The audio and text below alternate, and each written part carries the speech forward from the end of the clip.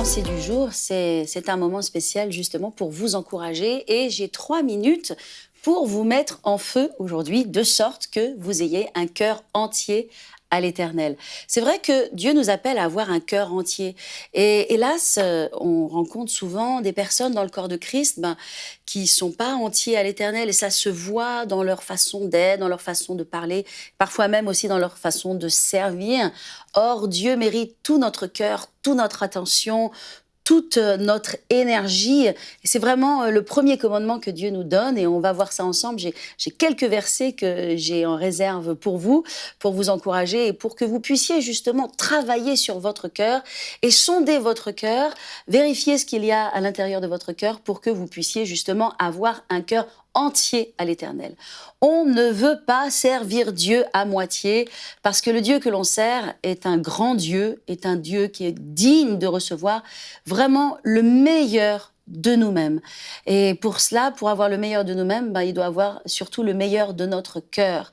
Alors, le cœur, c'est vraiment très important pour Dieu et Dieu regarde notre cœur et justement, ce cœur entier, il va faire la différence dans notre façon de le servir, dans notre façon de marcher avec lui. Et moi, ce que je veux en qualité de pasteur, c'est que je veux que tous mes gens, et pas seulement mes gens, mais encore tout le corps de Christ, tous les chrétiens soient vraiment en feu, en flamme, qu'ils aient un cœur entier. Et on voit que, en fait, dans la vie des gens, il y a beaucoup de problèmes et de circonstances qui viennent dans leur vie simplement parce qu'ils n'ont pas un cœur entier ou suffisamment entier envers Dieu.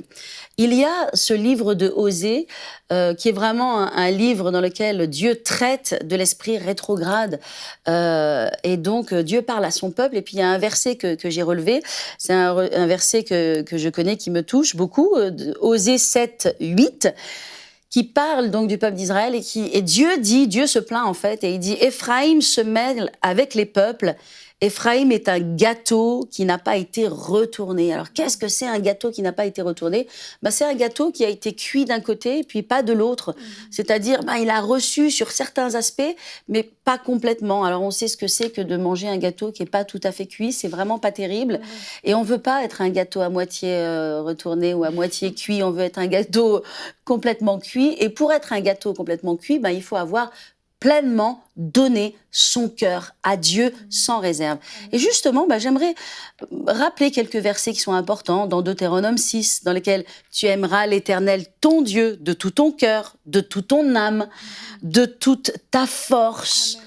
Donc, c'est ce tout, de tout mon cœur. Ça, c'est très important. Si on regarde Deutéronome 30, l'Éternel, ton Dieu, circoncira ton cœur et tu aimeras l'Éternel, ton Dieu, de tout ton cœur et de toute ton âme, afin que tu vives.